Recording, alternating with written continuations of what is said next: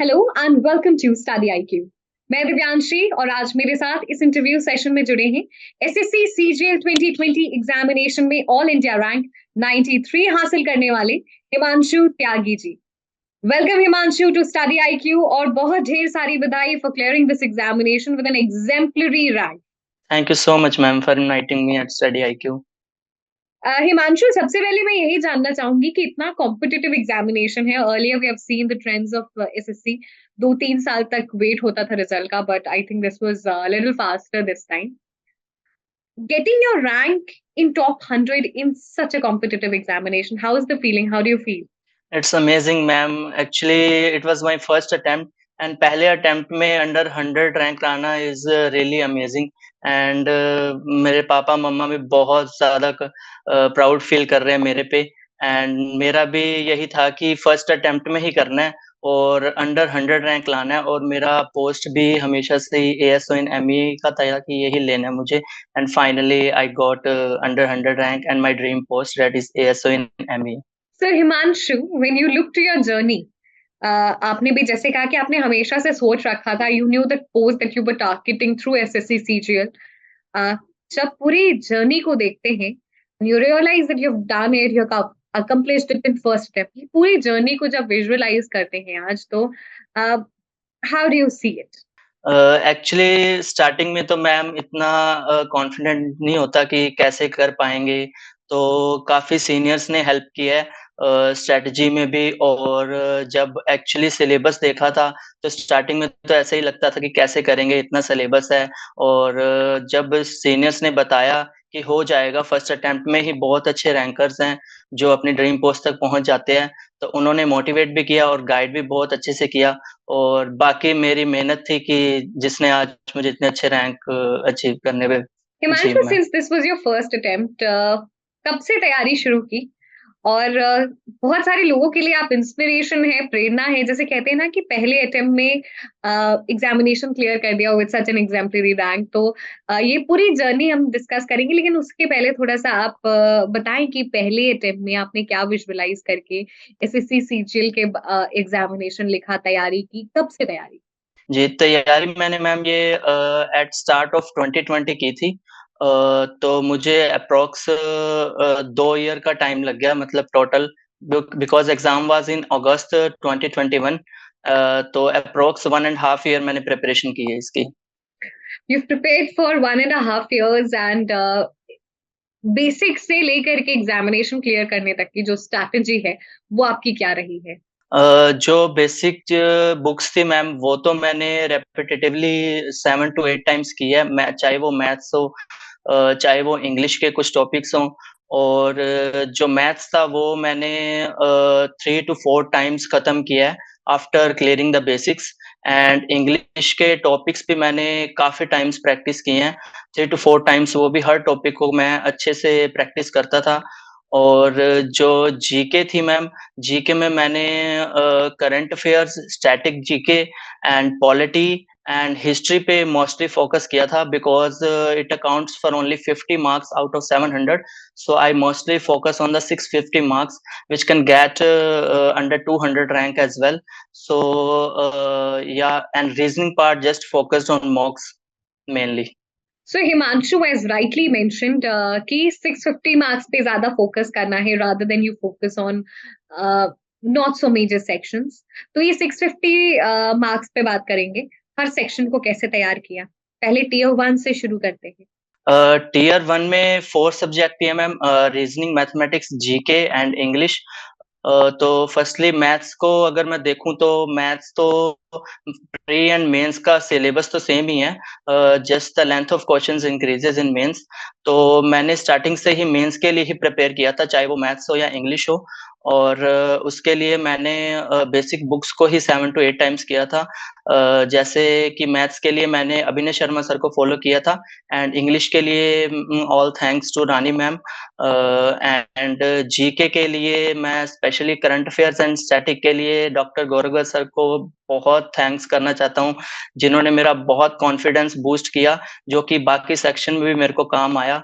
And polity के लिए मैं डॉक्टर विपिन सर की वीडियोस देखता था कुछ-कुछ which give boost to my score as well. So Himanshu, जब हम एग्जामिनेशन की बात करते हैं, चाहे टियर 1, टियर 2, टियर 3, जो क्वेश्चंस आप अटेम्प्ट करते हैं और जो आपका माइंडसेट रहता है, वो बहुत बहुत सारी चीजें डिफाइन करता है आपका जो फाइनल रिजल्ट आना है। तो इस माइंडसेट को कैसे स्ट्रीमलाइन रखें एग्जामिनेशन पॉइंट ऑफ व्यू से?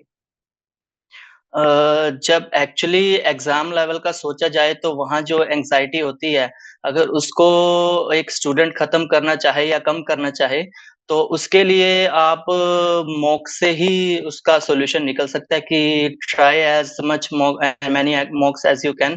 तो मैंने बहुत मॉक्स दिए हैं एट लीस्ट 100 मॉक्स पर subject I have given topic wise and complete mocks as well. More than 100 mocks I have attempted for mains and pre as well.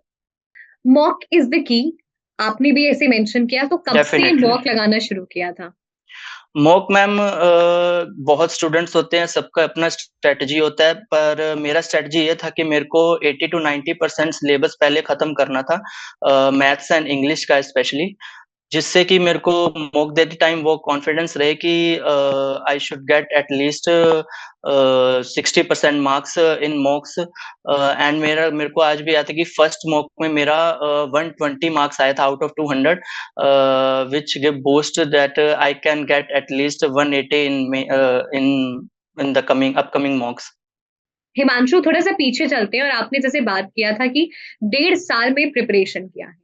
इस 1.5 साल में जो फर्स्ट टाइमर्स हैं, जिनको अभी बहुत क्लू नहीं है बट एग्जामिनेशन अपियर करना चाहते हैं, उनके लिए स्ट्रैटेजिकली ये 1.5 साल कैसे यूज करना है?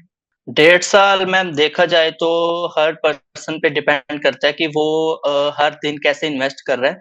जैसे मेरा था कि 1.5 साल इज़ लाइक ए मैराथन पर मेरे को ये था कि मेरे को हर दिन मैराथन भी लड़ना है और बीच-बीच में स्प्रिंट भी लगाना है। तो मैं डेली के एवरेज 9 टू 10 आवर्स तो देता ही देता था ताकि मेरा सिलेबस भी कवर होता रहे, काफ़ी क्वांटिटी में और मैं रिवीजन के लिए भी टाइम काफ़ी दे पाऊँ।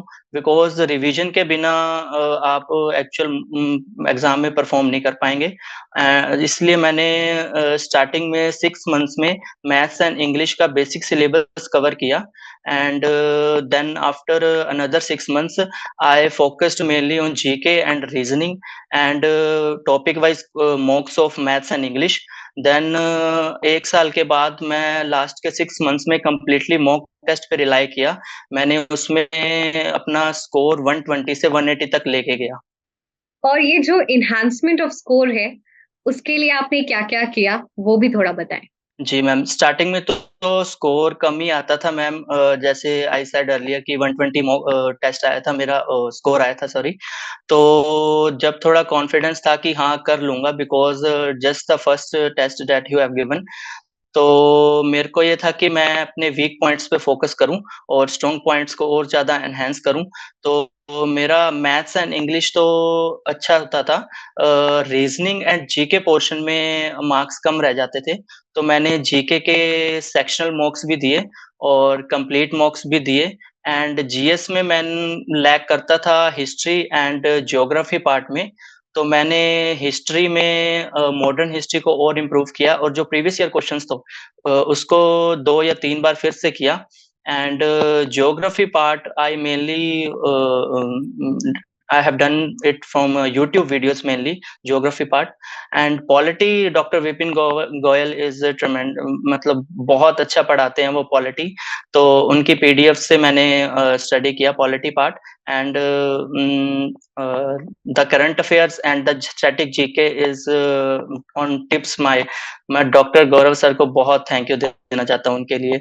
उनका जो पढ़ाने का तरीका है करंट अफेयर सेक्शन में तो मैं इतना कॉन्फिडेंट रहता था कि अगर 25 में से 7 क्वेश्चंस भी आएँगे करंट अफेयर्स के, तो 7 के 7 मेरे 100% करेक्ट होंगे एंड स्टैटिक जीके में भी मैंने उनका पीडीएफ डाउनलोड किया था, जो कोर्स परचेज़ किया था मैंने स्टैटिक जीके का उनका इंग्लिश वाला पोर्शन का पीडीएफ डाउनलोड करके उनको मैं रिवीजन करता था and this give boost to my score up to 180। So Himanshu, clearly when you are describing कि स्टडी आईक्यू का एक सबसे अहम रोल रहा है आपकी पूरी प्रिपरेशन में, और आपने जैसे कहा कि यू वर कॉन्फिडेंट इनफ कि करंट अफेयर्स में 7 में से 7 करेक्ट होंगे because it was Gaurav sir as your mentor.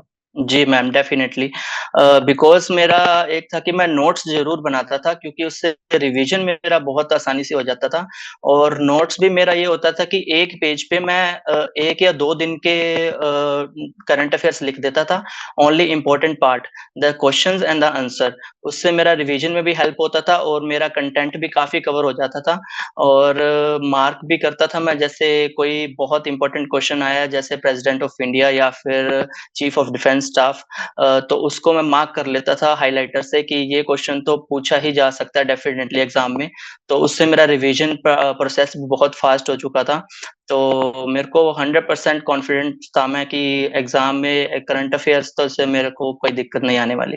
Himanshu, clearly when you are speaking this, we are also elated and feeling very proud of you. You've made the entire team very proud with your results. And clearly, we could see the elatment in you as well. Ki it has been possible because of teachers like Gaurav sir and Vipin sir. जी ma'am, definitely. Himanshu, बहुत सारे ऐसे free content available रहते हैं, but why did you decide to pay for study IQ? Gaurav sir's current जी ma'am, affair. जब मैंने start किया था मैम तब मेरे को गौरव सर का नहीं पता था एक्चुअली, तब मैं किसी और टीचर को फ़ॉलो करता था। तो मेरा कंटेंट बहुत ज़्यादा हो जाता था और मेरे को उसमें से पिक करने में बहुत डिफ़िकल्टी आती थी कि कौन-सा एग्ज़ाम में पॉइंट पूछा जा सकता है। तो धीरे-धीरे जब मैंने अपने फ्रेंड से डिस्कस किया तो उन्होंने किसी फ्रेंड ने सजेस्ट किया कि डॉक्टर गौरव गर्ग सर हैं जो यूट्यूब पे हैं। उस टाइम सर यूट्यूब पे ही पेड कोर्स लाए थे। तो तभी मैंने जॉइन किया था उनका पेड कोर्स। तो स्टार्टिंग में तो मैंने उनकी फ्री वीडियोज़ जो अवेलेबल थी यूट्यूब पे वो देखी कि कैसे पढ़ाते हैं सर। तो मेरा एकदम से ही क्लिक कर गया कि this was the thing I needed. तो मैंने उनका पेड कोर्स यूट्यूब पे जब आया था परचेज़ किया एंड तब से मेरा कॉन्फिडेंस धीरे-धीरे बूस्ट होता गया कि यही मेरे को कंटेंट चाहिए था और वो हमेशा से कहते थे कि रिपिटिशन और जो इंटरलिंकिंग है वही की है करंट अफेयर्स हो चाहे वो स्टैटिक जीके हो।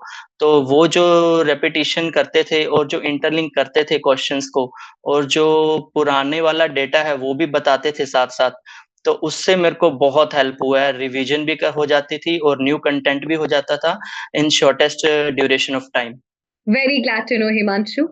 हिमांशु, आगे चलते हैं और बात करते हैं, जब एग्जामिनेशन की बात करते हैं टियर 1 से टियर 2 और टियर 2 से टियर 3 जो समय रहता है उसमें how did you grasp the things, how did you revise the things? क्योंकि कहते हैं स्टार्टिंग तो इंटीग्रेटेड प्रिपरेशन से करते हैं, पर उसके बाद फिर एग्जामिनेशन के स्टेज की वजह से यू हैव टू स्ट्रीमलाइन और do according to the preparation. उसके बारे में थोड़ा सा बताएं। जी ma'am, as I said from pre onwards I prepared for mains मेरा लेवल स्टार्टिंग से ही था कि मैंने मेंस के लिए ही प्रिपेयर करना है।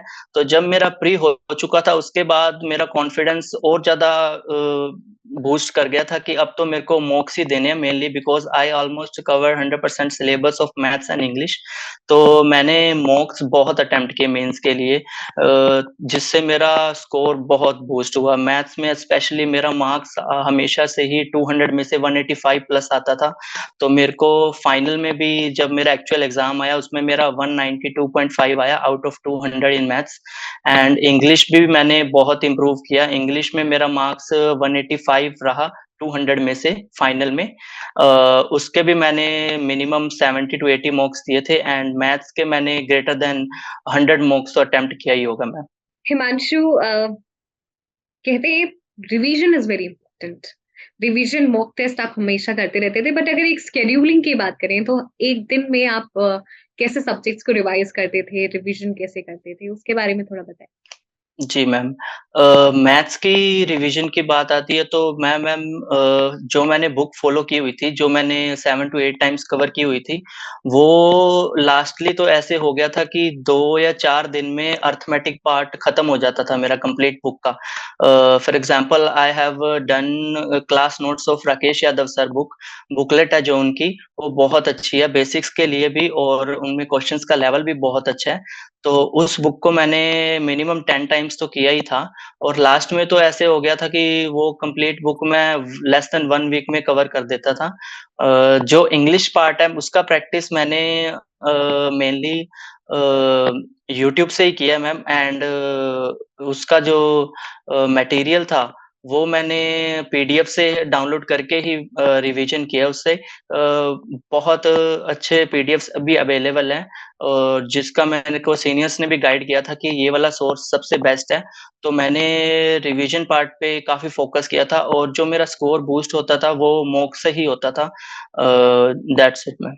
हिमांशु, एसएससी सीजीएल को लेकर बहुत सारी बातें होती हैं, लेकिन आप अपने तरफ से कुछ अपने एक्सपीरियंस से, अपनी जर्नी से कुछ ऐसी 3 महत्वपूर्ण बातें जो आने वाले एस्पिरेंट्स हैं उनको बताना चाहें ताकि उनका कॉन्फिडेंस बूस्ट हो? जी मैम। 3 बातें तो मैम मैं principle of P cube follow करता था। P cube means practice, perseverance and patience. तो practice is the key, everybody knows practice के बिना तो ये एग्ज़ाम निकालना इम्पॉसिबल है। एंड सेकंड जो परसिवरेंस है कि कोई भी सिचुएशन आए, no matter how tough the situation on, just so must go on ma'am, the practice must go on. Mocks attempt करना बहुत इम्पोर्टेंट है, तो मॉक्स का इम्पोर्टेंस हर स्टूडेंट को पता होना चाहिए क्योंकि उसी से ही आपका एक्चुअल एग्ज़ाम लेवल का एंग्ज़ायटी भी निकलेगा और उसका आपका स्कोर भी बहुत बूस्ट होगा। And thirdly the patience part in SSC is very important because process ही अप्रॉक्सिमेटली 1 ईयर का है। अब तो एक्चुअली 22 से 2 टियर कम हो चुके हैं, tier 1 and tier 2 are left only. But जो हमारे टाइम में 1 ईयर का तो प्रोसेस ही है अप्रॉक्सिमेटली। तो जो स्टूडेंट में पेशेंस होना बहुत इम्पोर्टेंट है और पेशेंस सिर्फ रिजल्ट का ही नहीं, मॉक्स में जो स्कोर इम्प्रूवमेंट होगा वो बहुत धीरे-धीरे होगा। उसमें भी एक स्टूडेंट को पेशेंस रखना पड़ेगा कि मैं जो गलत हो रहा है पार्ट उसको फिर से प्रैक्टिस करूँ, उसकी वीडियोज़ देखूँ, जो मेरा वीक पार्ट है या वीक टॉपिक है उसको फिर से रिवाइज़ करूँ। Yes ma'am. तो एक स्टूडेंट को ये 3 पीस तो हमेशा याद रखने चाहिए माइंड में। Himanshu, very glad to have you today and very important life lesson and journey lesson for the examination that's named as SSC CGL, one of the most celebrated examination. I think you have given a lot of tips, suggestion, and from your side how to have a very strong mindset for the examination. पूरी team की तरफ से ढेर सारी शुभकामनाएं. We wish you good luck, good health. Thank you. Thank you so much, ma'am. Hello, myself Dipesh Kumar Srivastav. I am targeting for UPSC 2023, for which I have subscribed Study IQ. Study IQ provides us a lot of things, which is enough for our preparations. It provides handmade notes, PPTs note, handwritten notes that are too much for preparation. And the most important part of this Study IQ platform is that quality faculties. And the most important thing which I loved in Study IQ is that it provides a total checkup, a proper checkup mechanism on aspirants at each level by mentorship, by daily question answer writing, by doubt session in class. All things are very good and really the course is very affordable so that I get my opportunity to pursue this course. Study IQ IAS, अब तैयारी हुई affordable.